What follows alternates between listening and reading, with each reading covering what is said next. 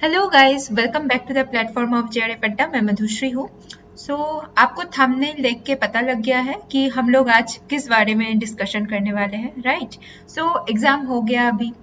हम लोग थोड़ा सा टेंशन तो है कि रिजल्ट कब आएगा, क्या कट ऑफ रहेगा।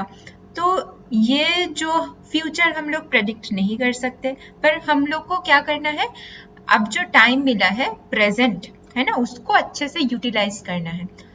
तो आपको अभी प्रेजेंट में बैठ के आपको फ्यूचर का प्लानिंग करना है कि आप क्या करोगे। आपका भी सॉर्ट ऑफ दिमाग में कुछ रहा होगा कि नहीं, मैं नेट क्लियर करने के बाद मैं कॉलेज में पढ़ाऊंगी, यूनिवर्सिटी में जाऊंगी, है ना, असिस्टेंट प्रोफेसर के लिए, या मैं डायरेक्ट पीएचडी करूंगी, राइट? तो पहले आपको क्या करना है, अगर आप पीएचडी के लिए सोच रहे हो तो मैं जो करती थी मैं आपको बोलूंगी वही करने के लिए, या आप डिफरेंट नुस्खा या तरीका यूज कर सकते हो। पर आपके लिए जो इजी रहेगा, जिसको कोई बैकग्राउंड नहीं है, लाइक मेरे पास बहुत सारे बच्चे का मैसेज आता है। इवन जब मैं नेट का प्रिपरेशन कर रही थी तब भी बहुत सारे जो मेरे फेलो स्टूडेंट्स थे, जो मेरे साथ ही एक साथ पढ़ते थे, उन लोग का मैसेज आता है कि मैं पीएचडी में कौन सा रिसर्च टॉपिक के ऊपर पीएचडी करूं। ये सबसे बड़ा क्वेश्चन होता है कि हम लोग को पता ही नहीं होता है कि जेआरएफ क्लियर करने के बाद हम लोग कौन से सब मतलब टॉपिक के ऊपर, सब्जेक्ट तो पता है कि न्यूट्रिशन होगा, टेक्सटाइल होगा, एफआरएम होगा, एक्सटेंशन कम्युनिकेशन होगा, ब्रॉडर एरिया हमको पता है, पर कौन से स्पेसिफिक एरिया में हमको रिसर्च करना है वो हमको पता नहीं होता है। तो वो कैसे पता लगेगा कि करंट कौन से टॉपिक के ऊपर आपके पीएचडी का रिसर्च हो रहा है ना, कौन से थीसिस अभी सबमिट हुआ है, आपको कहाँ मिल जाएगा? शोध गंगा में। शोध गंगा में आपको मिल जाएगा। यहाँ पे मैंने इसका लिंक दे दिया है। फर्स्ट पेपर में आप लोग ने पढ़ा होगा शोध गंगा, शोध शुद्धि, है ना, प्लेगरिज्म चेक करने के लिए शोध शुद्धि यूज होता है। तो शोध गंगा पे आप विजिट करो, ठीक है। उसके बाद आप होम साइंस सर्च करना। होम साइंस सर्च करने के बाद आपको ऐसे ही एक पेज खुल के आएगा, कलेक्शन हिट्स, कलेक्शन नेम, फिर होम साइंस कॉलेज का नाम आएगा, डिफरेंट इंस्टीट्यूट का होम साइंस डिपार्टमेंट आपके सामने ऐसे विजिबल होंगे। उसके बाद आप उस पर क्लिक करना। क्लिक करने के बाद कौन से पीएचडी का थीसिस अभी सबमिट हुआ है उस पर आप जाना। हर एक टॉपिक आपको मिल जाएगा। अब उसमें जाके आपको क्या करना है, at the end of the thesis एक चैप्टर होता है कि रिकमेंडेशन, स्कोप ऑफ वर्क, उस वो आप देख लेना। टॉपिक लेना, रिकमेंडेशन देखना और स्कोप ऑफ वर्क देखना। आपके पास अगर आप ये प्रोसेस, है ना, 7 days फॉलो करते हो, आफ्टर 7 days आपके पास ऐसे 20 scope of work, at least 20 recommendation कि आप आगे कौन से एरिया पे आप कर सकते हो रिसर्च, और आगे जाके इसका स्कोप ऑफ वर्क क्या है। आपके पास एटलीस्ट 20 ऐसे टॉपिक्स का लिस्ट बन जाएगा, ठीक है। अब 20 टॉपिक्स लेके आपको क्या करना है, उसको लेके आपको रिसर्च पेपर आपको सर्च करना है ऑनलाइन कि नेशनल लेवल पे, इवन इंटरनेशनल लेवल पे, ये जो स्पेसिफिक एरिया है, मान लो मुझे मैटरनल न्यूट्रिशन पे काम करना है, राइट? मुझे अब मैटरनल न्यूट्रिशन में स्पेसिफिकली हमको फैसिलिटी लेवल पे काम करना है। What is facility level? Facility level मतलब है हॉस्पिटल में जब एएनसी चेकअप होता है उसमें हमको देखना है कि परसेंटेज क्या है, फिर स्कोप क्या है, अब इम्प्रूवमेंट के लिए क्या जगह है, ट्रेंड्स क्या है, कौन से ट्राइमेस्टर के पेशेंट्स आते हैं, एंड मेनी मोर, है ना। मुझे कम्युनिटी न्यूट्रिशन में एबीसीडी कंपोनेंट पे काम करना है, वो भी फैसिलिटी लेवल पे, ठीक है। एबीसीडी मतलब है anthropometry, biochemical, clinical and dietary practices. अब मैं उसमें देखूंगी, राइट, कि उसमें मैं सर्च करूंगी कि कौन से रिसर्च ऑलरेडी हुआ है। स्टेट लेवल पे आप जिस स्टेट से बिलोंग करते हो, पहले स्टेट स्पेसिफिक देखो। महाराष्ट्र है तो महाराष्ट्र में कौन सा काम हुआ है, वेस्ट बंगाल है तो वेस्ट बंगाल में एनसी के ऊपर कौन सा काम हुआ है। उसके बाद आप देखो नेशनल लेवल पे क्या चल रहा है, ऑल ओवर इंडिया पे। उसके बाद आप देखो रिव्यू पेपर, ठीक है। स्टेट लेवल पे देखने के बाद आप देखो रिव्यू पेपर। रिव्यू पेपर आप जब सर्च करोगे टॉपिक के ऊपर तो आपको मोटा मोटा आइडिया लग जाएगा पूरे इंटरनेशनल लेवल पे प्लस नेशनल पे प्लस स्टेट पे क्या उस टॉपिक के ऊपर काम चल रहा है। ट्राई करना दिन में, मैं अभी भी करती हूँ वो प्रैक्टिस, बिकॉज मुझे डेवलपमेंटल सेक्टर के साथ काम मैं अभी भी कर रही हूँ, मैं जुड़ी हुई हूँ, तो मुझे वो काम करना ही पड़ता है। हर रोज 2 रिसर्च पेपर आप पढ़ो। क्यों बोल रही हूँ पढ़ने? क्योंकि आपके जो साइंटिफिक राइटिंग है ना, जब आप रिसर्च पेपर लिखोगे उसके लिए साइंटिफिक राइटिंग होना जानना बहुत जरूरी है। ठीक है, तो आपको वो पैटर्न समझ में आ जाएगा कैसे रिसर्च पेपर आपको लिखना है ना। जैसे यहाँ पे मैंने 2 रिसर्च पेपर यहाँ पे अटैचमेंट दिया है screenshot. Factor associated with the utilization of the antenatal care services among tribal women, a study of selected states. This is a review based research paper, right? तो ऐसे ही आपको देखने के लिए बहुत सारे डिफरेंट टॉपिक के ऊपर, मैं न्यूट्रिशन की बात कर रही हूँ, ऐसे टेक्सटाइल के ऊपर होगा।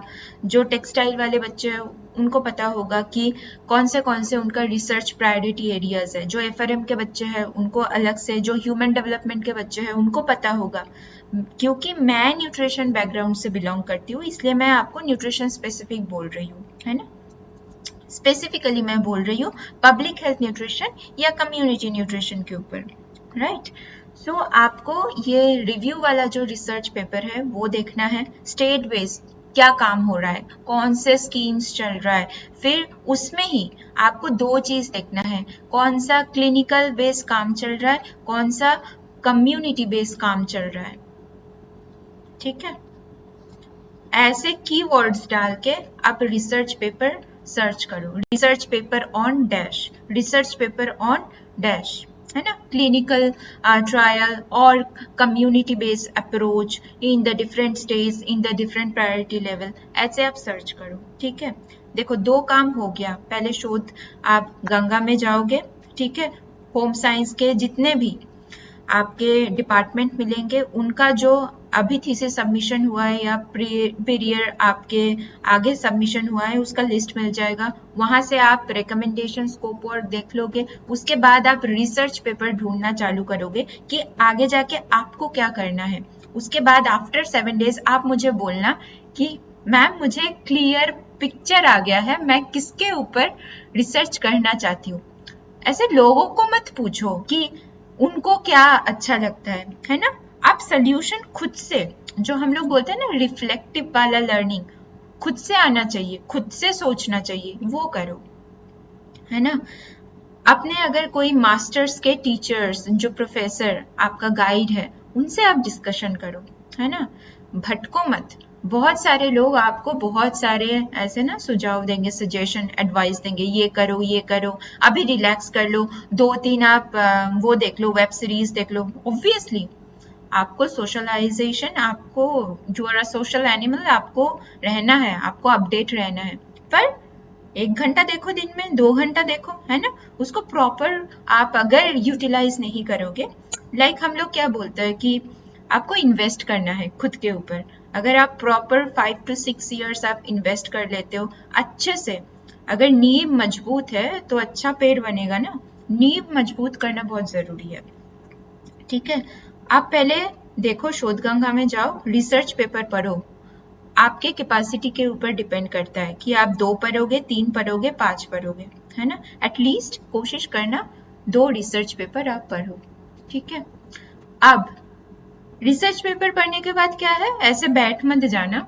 उसके बाद आपको आपके जो मास्टर्स के जो डिजर्टेशन का टॉपिक है, डिजर्टेशन का रिसर्च वर्क है। जब मेरा था, मैंने जब डिजर्टेशन किया था, मेरा टॉपिक था एनीमिया एंड ऑक्सीडेटिव स्ट्रेस। तो मेरा जो मास्टर्स में काम था वो प्रेग्नेंट वेमेन और एडोलेसेंट के ऊपर था।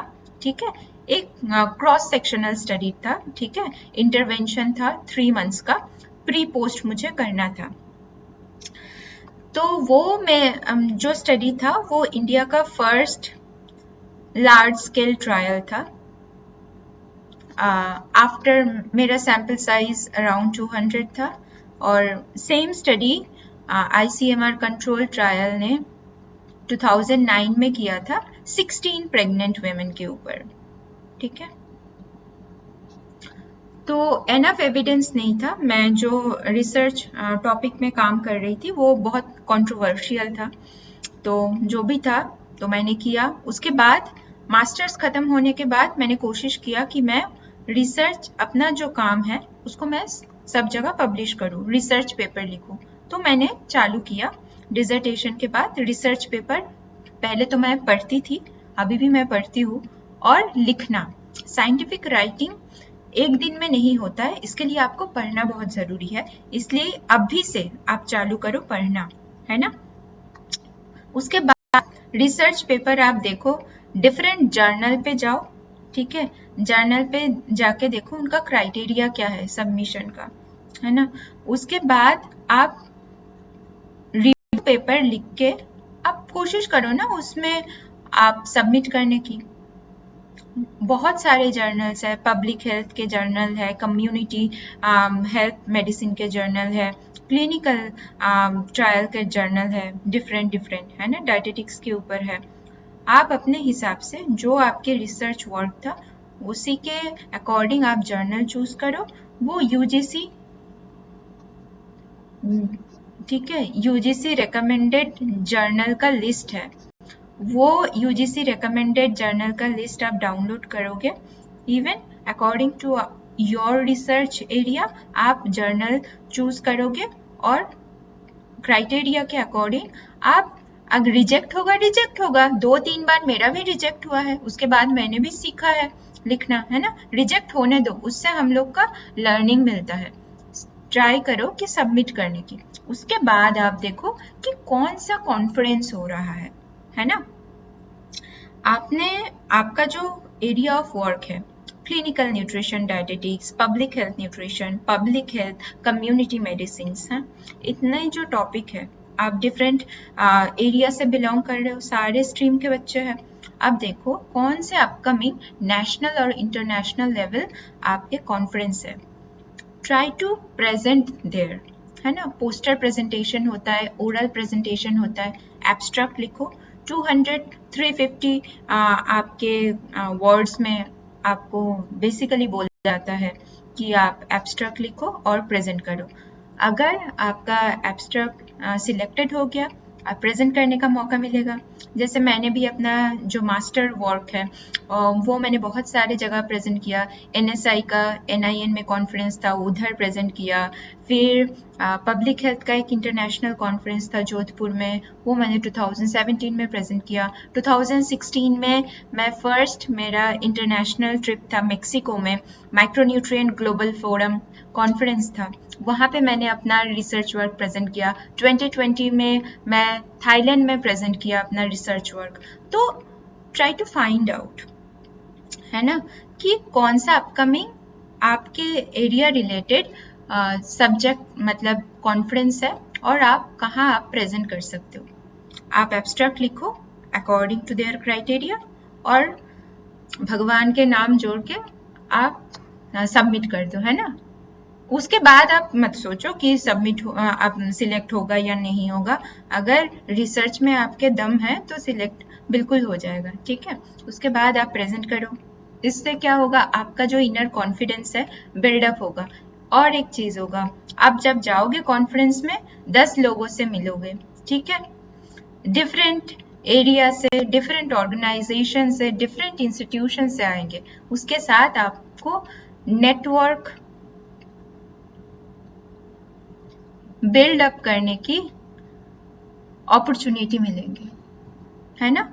तो आप नेटवर्क, उनके साथ कनेक्शन बना सकते हो, प्रोफेशनल कनेक्शन बना सकते हो, उनसे आप सजेशन ले सकते हो कि आगे क्या करना है, क्या हो रहा है नेशनल लेवल, इंटरनेशनल लेवल पे आपके रिसर्च एरिया पे, है ना।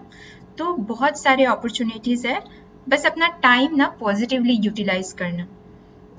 नाउ अभी उसके बाद जो बच्चे सोच रहे हो हमको PhD करना है, PhD के लिए देखो, मेरा तो न्यूट्रिशन है, इसलिए मैं क्लिनिकल न्यूट्रिशन डायटेटिक्स लिखी, और पब्लिक हेल्थ न्यूट्रिशन मैंने लिखा है इधर।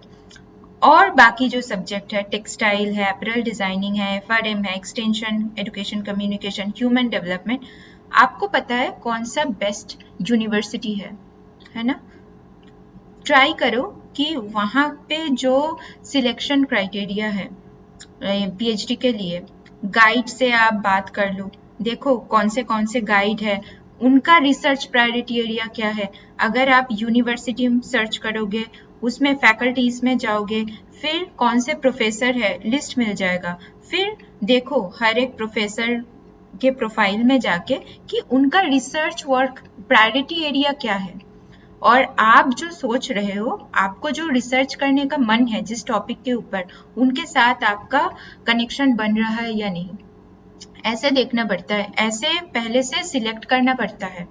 तो आप देखो जाके यूनिवर्सिटीज में, फैकल्टीज में गाइड के प्रोफाइल देखो, देखो कौन से एरियाज पे उन लोग रिसर्च करते हैं, उनका बैकग्राउंड क्या है, सब देख लो। आपको सब कुछ ऑनलाइन अवेलेबल होता है, ठीक है। उसके बाद आप चूज करो। देखो क्लिनिकल न्यूट्रिशन डायटेटिक्स में एसएनडीटी बहुत अच्छा यूनिवर्सिटी है, दिल्ली यूनिवर्सिटी है, होम इकोनॉमिक्स है, लेडी आर्विन है, ठीक है, बीएचयू है। ये सारे मैंने टॉप यूनिवर्सिटीज के नाम बोले हैं, और भी यूनिवर्सिटीज है, आप देख लेना, ठीक है। पब्लिक हेल्थ न्यूट्रिशन में मैं मेरा यूनिवर्सिटी फर्स्ट बोलूंगी, एमएसयू है, महाराजा सयाजीराव यूनिवर्सिटी ऑफ बड़ोदरा, ठीक है। यहाँ पे कैलकाटा यूनिवर्सिटी भी है, ठीक है। फिर बाकी मैं तो पब्लिक हेल्थ न्यूट्रिशन में अगर बोलूंगी, रेकमेंड करूंगी तो एमएसयू टॉप है, ठीक है। नाउ तो आपको देखना पड़ेगा, अगर किसी को पब्लिक हेल्थ में स्पेसिफिकली पीएचडी करना है, तो बहुत सारे प्राइवेट यूनिवर्सिटीज भी अच्छे हैं, वहाँ पे देखो, ठीक है। सेंट्रल यूनिवर्सिटीज है बहुत सारे, उधर देखो, ठीक है। उसके बाद आप क्या कर सकते हो, अब जिनको असिस्टेंट प्रोफेसर पीएचडी नहीं करना है, स्पेसिफिक जॉब करना है असिस्टेंट प्रोफेसर के लिए, उन लोग तैयारी चालू कर दो। देखो नेट का जो सिलेबस है और जो भी असिस्टेंट प्रोफेसर का सिलेबस है, मोर और लेस सेम होता है, थोड़ा बहुत डिफरेंट होता है, पर आपको अगर बेसिक आता है तो आप कोई भी state level, national level assistant professor के एग्जाम आप क्लियर कर सकते हो।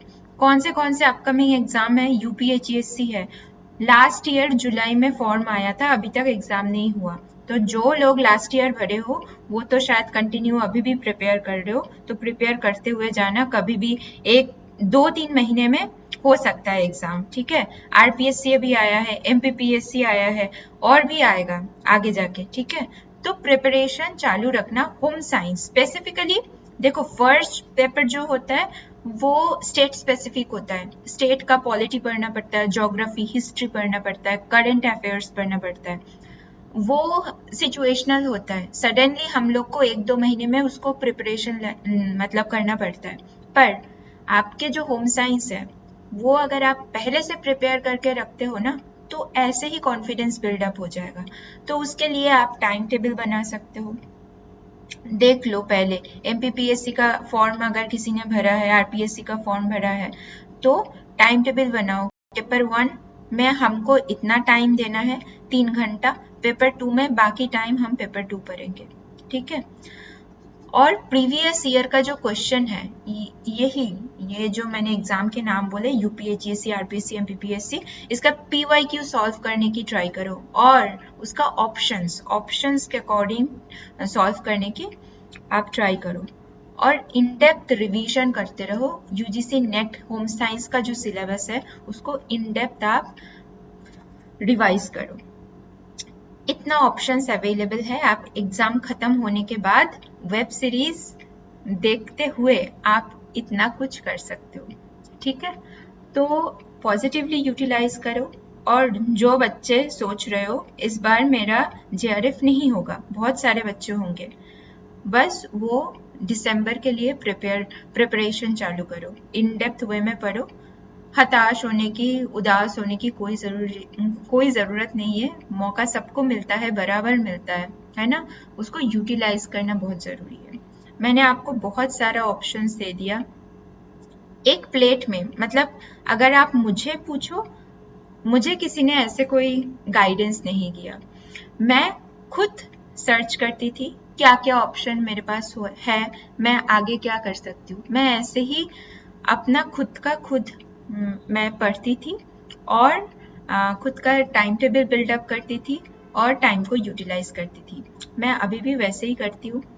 मैंने जितना भी यूट्यूब में वीडियोस देखा है, इवन बहुत सारे एडुकेटर्स हैं जो अभी भी होम साइंस में पढ़ाते हैं, कोई आपको इतना नहीं बताएंगे कि आप ऐसे ऐसे यूटिलाइज कर सकते हो। सब बोलेंगे कि आप पढ़ो पढ़ो पढ़ो। कैसे पढ़ो, कैसे आपको रिसर्च पेपर लिखना है ना, क्यों लिखना है, आगे जाके उसका फायदा क्या होगा। जब एपीएस कोड आएगा ना बच्चा, जब आप जाओगे असिस्टेंट प्रोफेसर के लिए कॉलेज में जाओगे, यूनिवर्सिटी में जाओगे, एपीएस कोड होता है, उसके लिए आपके रिसर्च पेपर बहुत वैल्यूएबल होता है। इसलिए हम बोलते हैं कि रिसर्च पेपर लिखो, पढ़ो, साइंटिफिक राइटिंग कैसे होता है वो जानो, है ना।